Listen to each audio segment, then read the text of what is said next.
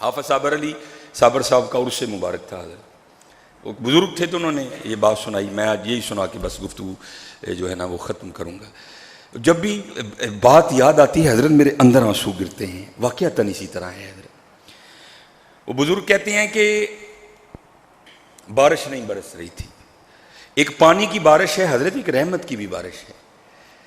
پانی کی بھی بند ہو جاتی ہے، رحمت کی بھی بند ہو جاتی ہے حضرت، رزق کی بھی بند ہو جاتی ہے، لیکن کیا اعمال ہمارے اپنے ہوتے ہیں۔ وہ کہتے ہیں بارش نہیں ہو رہی تھی، ہر بندے نے آ کر نا حافظ صابر علی صابر رحمۃ اللہ تعالیٰ علیہ کو کہنا جناب وہ دعا فرماؤ بارش واسطے، اور حافظ صابر صاحب کی دعا اللہ ایسے ترلے تھے کہ جو بندہ سنتا تھا نا بندے کو یقین ہوتا تھا بابے نے منا لینا رب نے، لیکن بڑے دن حافظ صاحب نے دعا کی لیکن بارش نہیں برسی حضرت۔ تو کچھ لوگ ہوتے ہیں نا حضرت جن پہ اللہ کی اتنی رحمت ہوتی ہے، وہ عرضی بھی ڈالیا کرتے ہیں رب کریم کیا ہو گیا، کیوں بارش نہیں برس رہی، پھر ان کو جواب بھی دیا جاتا ہے، شاید جواب آیا ہو ادھر بھی۔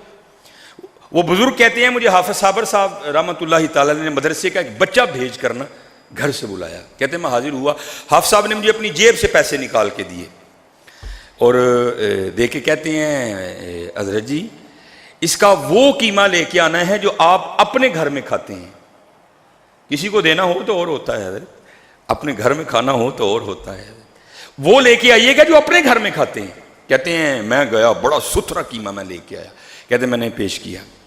اب کہتے ہیں میرے اندر یہ تجسس تھا، میں دیکھنا چاہتا تھا کہ حافظ صابر علی صابر صاحب قیمے کا کرتے کیا ہیں،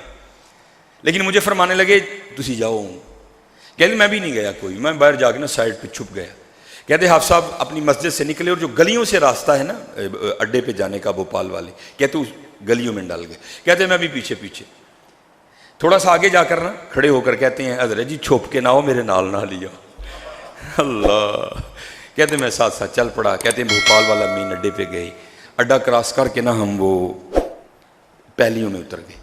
کہتے جب پہلیوں میں اترے تو کیا دیکھا کہ وہاں نا ایک کتیا ہے جس نے بچے دے رکھے ہیں اور دودھ نہیں ہے، بچے پی رہے ہیں، دودھ نہیں آ رہا، بچے بھی دودھ پینے کے بعد نا جب دودھ نہیں آتا تو آسمان کی طرف منہ کر کے نا روتے ہیں، اور تھوڑی دیر بعد کتیا بھی منہ کی طرف آسمان کی طرف منہ کر کے نا وہ بھی آواز نکالتی ہے۔ اب دودھ کیوں نہیں آ رہا، اس کی وجہ یہ تھی کہ اس کتیا کی پچھلی دونوں ٹانگیں ٹوٹ چکی تھیں حضرت، کوئی گاڑی والا ہٹ کر گیا ہوگا،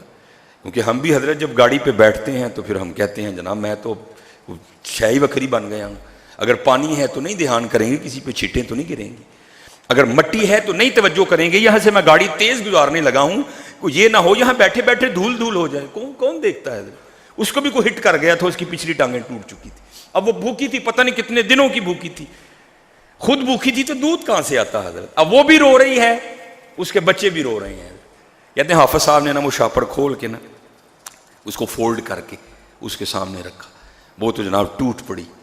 قیمے پہ، اس نے نا پیٹ بھر کے نا قیمہ کھایا۔ تو وہ بزرگ کہتے ہیں قیمہ کھانے کے بعد نا اس نے آسمان کی طرف منہ کر کے تو کوئی آواز نکالی، کہتے جب ہم گئے نا تو گرمی کی وجہ سے پسینے میں بھیگتے گئے، لیکن جب گھر آئے تو پھر ہم بارش میں بھیگتے ہوئے آئے۔ حضرت رجے رجانے حضرت رجے رجانے، بھوکے تو پھر بھوکے ہی رہ گئے حضرت۔ اور میرے حسین کا طریقہ یہ تھا، میں نے اس دن بھی بیان کیا تھا، پیچھے نشان تھا۔ امام زین العابدین رضی اللہ تعالیٰ عنہ سے پوچھا گیا یہ حسین نشان کاہے کا ہے، تو امام رو پڑے، آپ نے فرمایا یہ نشان ان بوریوں کے ہیں جو امام رات کے اندھیرے میں اپنے کندھے پر اٹھا کر یتیموں کے گھروں میں چھوڑنے جایا کرتے تھے۔ دھیان کرو حضرت، دھیان کرو، وما علینا الا البلاغ المبین۔